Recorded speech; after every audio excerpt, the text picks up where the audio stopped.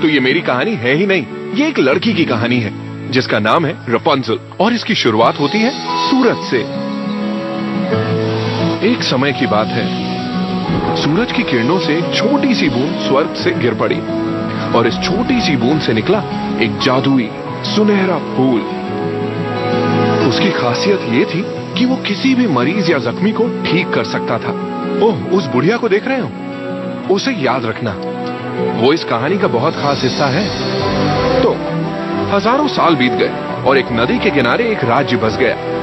उस राज्य के महाराज और महारानी को सारी प्रजा बहुत चाहती थी और महारानी वो मां बनने वाली थी, लेकिन बेचारी बीमार पड़ गई, बहुत ही बीमार। उनके पास ज्यादा समय नहीं था और ऐसे समय में लोग चाहते हैं कि कुछ चमत्कार हो जाए, और इस कहानी का चमत्कार है वो जादुई फूल। मैंने कहा था ना वो बुढ़िया वापस आएगी। बात ये है कि ये औरत जिसका नाम है मदर गॉथल, इसने अपनी जवानी को हजारों साल तक बचाकर रखने के लिए उस फूल की जादुई खासियत को किसी के साथ नहीं बांटा, और अब बस उसे एक जादुई मंत्र गाना था। खुल जाओ, फूल खिल जाओ, अपनी जादुई शक्ति दिखाओ। बीत गए जो पल उन्हें वापस ले आओ, वापस ले आओ। समझ गए ना? फूल को मंत्र सुनाती और जवान हो जाती। डर लगा?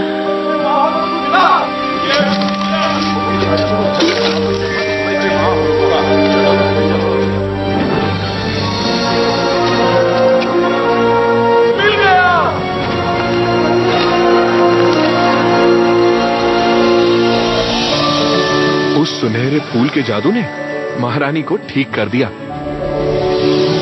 और जन्मी एक सुंदर सी बेटी, एक राजकुमारी जिसके रेशमी सुनहरे बाल थे।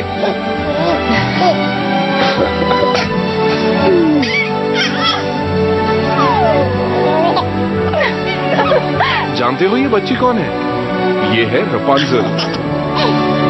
उसके जन्मदिन के मौके पर महाराज और महारानी ने आसमान में एक कंदील छोड़ा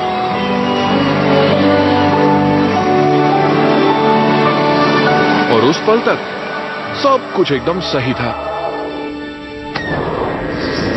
लेकिन सिर्फ उस पल तक। खुल जाओ, फूल खिल जाओ, अपनी जादुई शक्ति दिखाओ। बीत गए जो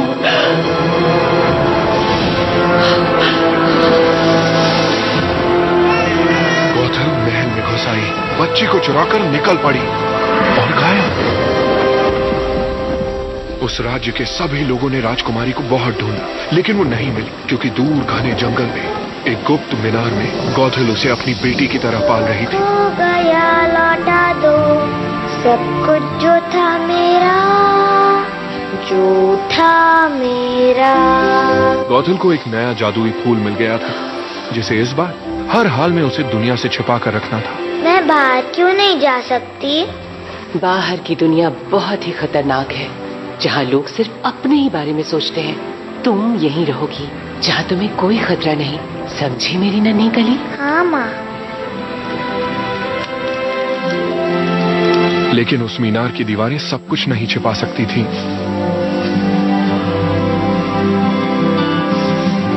हर साल राजकुमारी के जन्मदिन पर महाराज और महारानी आसमान में हजारों कंदील छोड़ते थे, इस उम्मीद में कि एक दिन उनकी खोई हुई राजकुमारी जरूर लौट आएगी।